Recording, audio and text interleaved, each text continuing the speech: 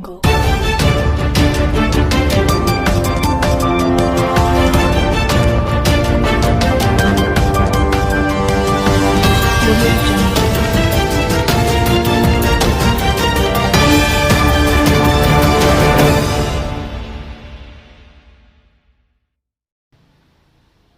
আসসালামু আলাইকুম নমস্কাৰ মই আজি আমাৰ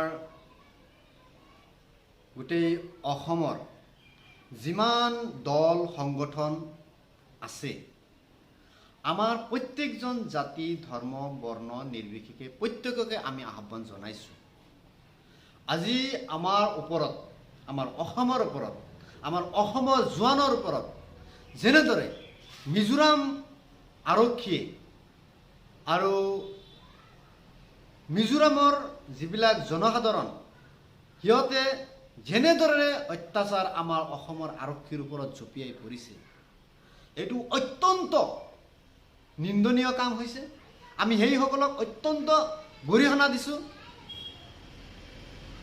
মিজোসকলে আমাৰ অসমত থাকিছে আমাৰ অসমত বিজনেছ কৰিছে আমাৰ অসমত আহি সিহঁতে লিখা পঢ়া কৰি আছে আমাৰ ঘৰত আহি থাকিছে খাইছে পেচাব পায়খানা সব কৰিছে আমি সেইসকলক চান্স দিছোঁ কিন্তু আমাৰ অসমীয়াক মিজোৰামত গ'লে পাৰ্মিশ্যন ল'ব লাগে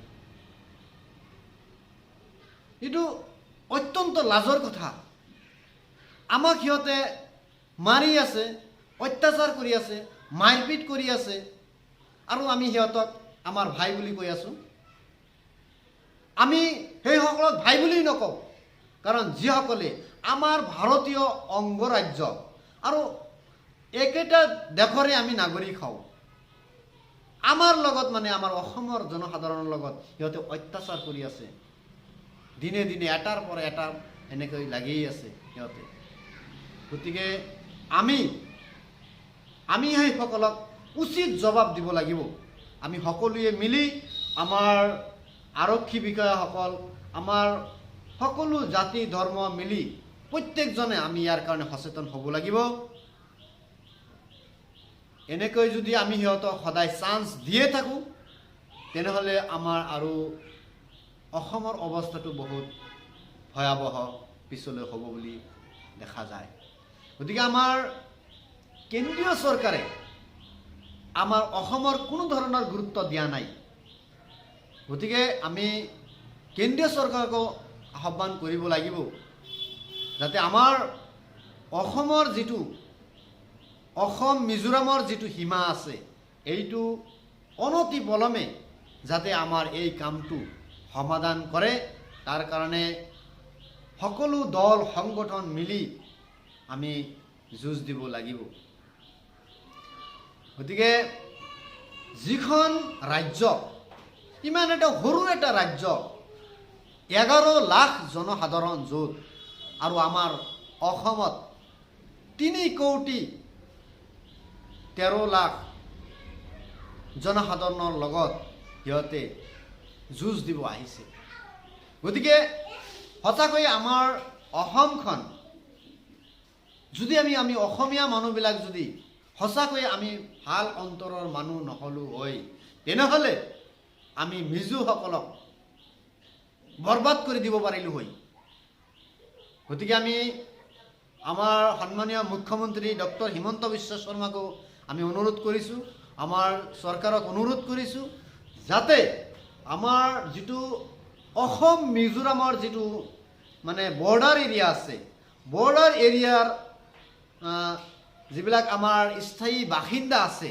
সেই সকলৰ ওপৰত যিটো অত্যাচাৰৰ বলি হৈ আছে আমি আমাৰ চৰকাৰক অনুৰোধ কৰিছোঁ যাতে আমাৰ সেই সীমান্তৱৰ্তী এলেকা আমাৰ মানুহক সিহঁতক যাতে লাইচেন্স সহকাৰে যদি সিহঁতক কিবা অস্ত্ৰ শস্ত্ৰৰ ব্যৱস্থা বা বন্দুকৰ কিবা ব্যৱস্থা কৰি দিয়া যায় তেনেহ'লে হয়তো কিজানি সিহঁতে ইমান সোনকালে সাহস নাপাব কাৰণ এনেকুৱা এটা কথা য'ত নেকি এটা ৰাজ্যত মানে চৰকাৰ বাহিনীৰ উপৰিও পাব্লিকৰ ওচৰত আম জনসাধাৰণৰ হাতত মানে পিষ্টল ৰাইফল AK-47 এইবিলাক থাকে এইটো আৰু কেনেকুৱা এটা ৰাজ্য হয়?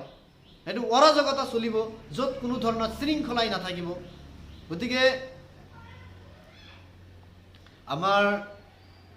আমি সেইফালৰ পৰা সিহঁতে এটা বৰ্বৰ জিন্দগী সিহঁতে মানে চলি আছে, বৰ্বৰতাৰ নিচিনা সিহঁতে চলি আছে।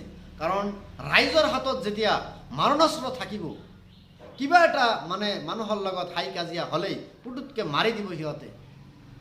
গতিকে আৰু এটা লজ্জাজনক কথা, সিহঁতে আমাৰ অসমত আহি আছে, যাই আছে, আৰু আমি সেই এটা ভাৰতবৰ্ষৰে এটা অংগৰাজ্য, আমি তাত যাওয়াৰ কাৰণে পাৰ্মিশ্যন ল'ব লাগে। যদি হয়তো 10 দিনৰ কাৰণে 15 দিনৰ কাৰণে যদি আমি পাৰ্মিশ্যন লৈছোঁ, যদি একদিন বেছি যায় তাক মানে লাত মাৰি দিব বা গুলি কৰি উৰাই দিব। এনেকুৱা এটা ৰাজ্য য'ত নেকি আমাৰ ভাৰতবৰ্ষৰ এটা ৰাজ্য।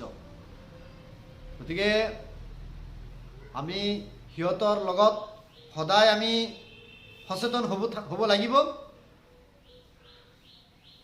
মূৰ্খ মানুহৰ লগত চলাটো বহুত ক্ৰিটিকেল হয়, বহুত জটিল হয়।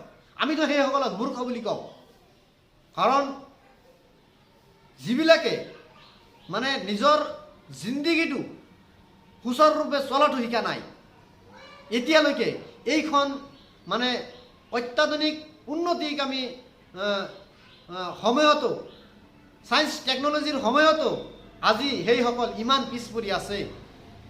গতিকে আমি আমাৰ অসমবাসী ৰাইজ তথা আমাৰ চৰকাৰ সকলোকে আমি আহ্বান জনাইছোঁ, আমি এতিয়া সজাগ হ'ব লাগিব। এনেই আমি নিমাত হৈ বহি থাকিলে নহ'ব। আমি সিহঁতক, আমাৰ হিন্দীত এটা কথা আছে, কৈছে যে ঈদ কা জবাব হাম পাথৰ সে দেংগে। আমি সেনেকুৱা দিব লাগিব। আমি ইটৰ জবাব পাথৰেদি দিব লাগিব, আৰু বন্দুকৰ জবাব বন্দুকেৰে দিব লাগিব। গতিকে আমি আমাৰ এই কথাখিনি আমি সকলোৱে কোনো ধৰণৰ বিভেদ চিন্তা নকৰাকৈ, কোনো ধৰণৰ হাই কাজিয়া বা কোনো ধৰণৰ হিন্দু মুছলমান দল সংগঠনৰ মানে সেইবিলাক চিন্তা নকৰাকৈ আমি সকলোৱে যুঁজ দি আগুৱাই যাব লাগিব। আমি সকলোৱে সংকল্পবদ্ধ হ'ব লাগিব। আমাৰ অসমখন বচাব লাগিব, অসমখনৰ মাটি বচাব লাগিব, আমাৰ অসমখনৰ সীমা আমি সংৰক্ষণ কৰিব লাগিব। গতিকে মই আজি দীঘলীয়া নকৰোঁ। আপোনালোকে সকলোৱে ভিডিঅ'বিলাক লাইক, শ্বেয়াৰ, কমেণ্ট কৰিব, যাতে আমি সকলোৱে সচেতন হওঁ, সমূহ নাগৰিক দল সংগঠনেও সচেতন হওঁ। কোনো ধৰণৰ বিভেদ বিবেচনা নকৰাকৈ আমি সকলোৱে আগুৱাই যাওঁ। আমি চৰকাৰক সহায় সহযোগিতা আগবঢ়াওঁ। আমি সকলোৰ ফালত কোনো ধৰণৰ বিভেদ নকৰাকৈ আমি আমাৰ চৰকাৰক আমি সকলোৱে সহযোগিতা কৰোঁ। গতিকে এইখিনি কৈ মই মোৰ কথা সামৰিছোঁ।